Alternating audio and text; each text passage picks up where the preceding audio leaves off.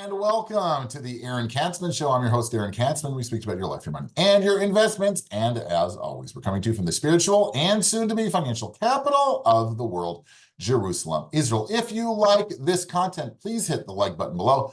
And if you've not yet done so, please subscribe to both the YouTube channel and to the podcast. So today I'd like to speak about spending money, something that's near and dear to many of our hearts. People say, oh, Katzman, what do you speak about money? You're spending money. You don't believe in spending money. You don't let your kids spend money. Nobody spends money. You're against spending money. And the fact of the matter is that's not true. I am all for spending money, but ... I came across an interesting, I think it's not accurate, but an interesting post on the Money with Katie blog. And she says the following. It's an interesting question, which she says, but I don't think she's right. She says, I've been thinking recently about the way mainstream personal finance approaches spending money in a parallel way. Purity finance, if you will. Spending is something you should only enjoy once you're already wealthy. And until then, it's the enemy of financial prudence.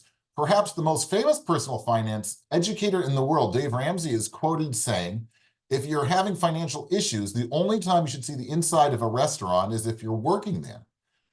His radio show reportedly has 14 million listeners each week. Most of our perceptions about being good with money involve a moralized framework that positions saving as virtuous, and by extension, spending as something to do infrequently, minimally, and attentively as possible. Overpaying for something is heresy. Debt is the gravest sin. So first of all, I think she's taking Dave Ramsey out of context, okay?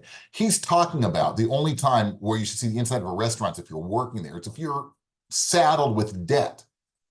Okay, it's not once you're a baby step millionaire that you're able to go to a restaurant. It's if you've got no money and you're in debt, then you should do whatever possible to get yourself out of debt. So I think she's really misrepresenting his position and that of many financial planners. I'm not against spending money, right? Once you start to have money, you're no longer in debt. You can budget spending money, right? We spend money, right? You're allowed to have food. You can even budget in cornflakes, right?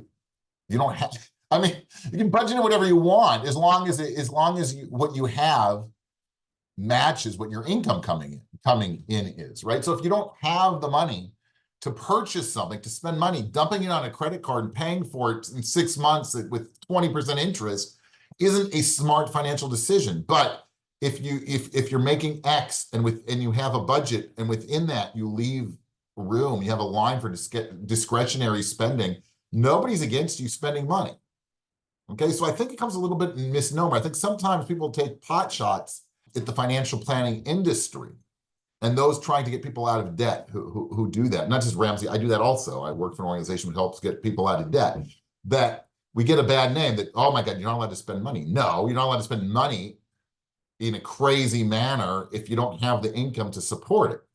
Or if you're saddled with hundreds of thousands of dollars or tens of thousands of dollars of debt, you can't allow yourself to make certain purchases that are extraordinary, that you don't need, right? I've been speaking to my kids about, the other day, spoke to my daughter, my youngest, about the difference between needs and wants. She wanted something. I said, well, is that something that you want to have or something that you need to have?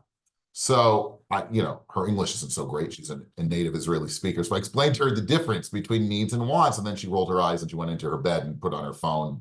And that was it of our conversation. But I digress. But the point being that if you're stuck in debt, so you can spend money on things that you need, but not on things that you necessarily want. At some point in the future, you will be able to do that. So I think the Money with Katie is missing the boat here. I think she's wrong. And a lot of people, like I say, who take shots at our industry, the financial planning industry, or those trying to help extricate people who are being saddled with debt, it's not fair. It's not a fair position that they take. She goes on, I can't even count the number of conversations I've had in recent years with very wealthy individuals, those with net worths in the multi-millions who now struggle to spend money on anything because they've adopted ultra-frugal savings as a core tenet of what it means to be good, or at the very least good with money.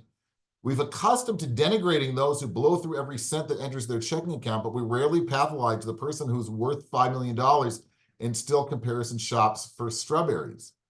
When you believe for your entire working life that saving money is good and spending money is bad, the idea that you'll be able to abruptly throw it in reverse and spend freely upon entering retirement is not a realistic expectation. Even though you now occupy the context in which spending is sanctioned in this framework, the very thing you've been saving for, the connection between spending and responsibility is too often entrenched. So I just don't agree with her. I don't know who she's speaking to, right? But we encourage clients to spend. You're allowed to enjoy some of the money that you've spent a lifetime building and growing, right? You're allowed to do that, right? You've been given a gift with this money. You have to be responsible, right? Maybe what she's missing is maybe, I want to speak about a spiritual element, right, to wealth that you shouldn't necessarily, if you're given lots of money, maybe you shouldn't necessarily blow through it all on frivolous acquisitions, right? Maybe there should be a greater good that you should do with your money, use your money for, right? You're a steward of your money. Maybe you should give some of that away, right? To help people who don't have as much money, or, for small amounts of money, fund certain projects that are near and dear to your heart, which can help society. So I think she's really missing the boat here, right? There's two aspects. A, you're allowed to spend, and number two, what do you want to spend on, right? You have to be smart about spending when you're in the accumulation phase, or certainly when you're in the debt phase, right? But even when you're accumulating, you don't necessarily want to, go on trips around the world every Monday and Thursday.